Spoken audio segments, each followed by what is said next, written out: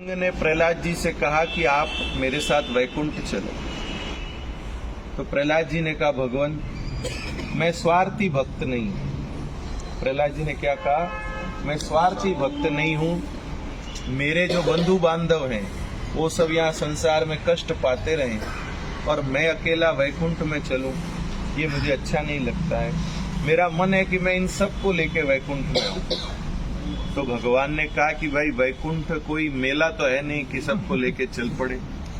वहां ऐसे तो ये नहीं आ पाएंगे, इनको तुम कैसे लेकर के आओगे? बोले भगवान मैं आपके नाम की महिमा से इनको लेके आऊंगा।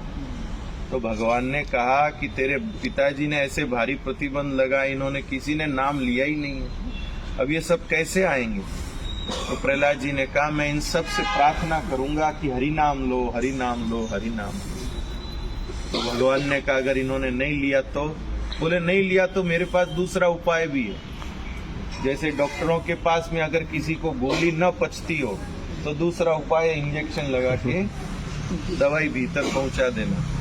तो प्रहलाद जी ने कहा मेरे पास दूसरा उपाय भी है। दूसरा उपाय क्या है?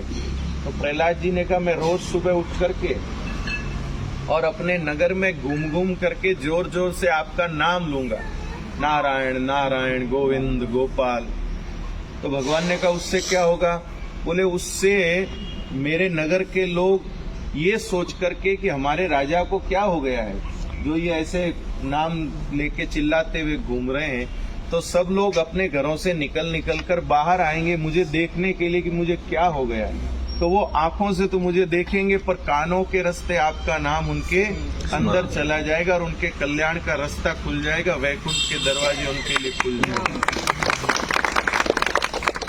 तो प्रहलाद जी ने सबसे पहले प्रभात फेरी शुरू करी कि जो लोग नाम नहीं ले सकते हैं उनके कानों में नाम पहुंचाना। तो हम लोग तो भगवान की कृपा से नाम लेते ही हैं, लेकिन हम जहाँ जिस रास्ते से निकले उस रास्ते में पड़ने वाले घरों में शायद कहीं न कहीं कोई ऐसे बुजुर्ग भी होंगे जो कोई कारण से घर से निकल नहीं सकते हैं, बिस्तर से उठ नहीं सकते हैं, और उनके कानों में आपके द्वारा लिया हुआ भगवान का नाम पड़ जाए और उनके कल्याण का मार्ग खुल जाए। ये पेड़ पौधे पशु पक्षी जीव जंतु ये नाम नहीं ले सकते, पर आप लोगों ने जो नाम लिया उसको सुन सकते।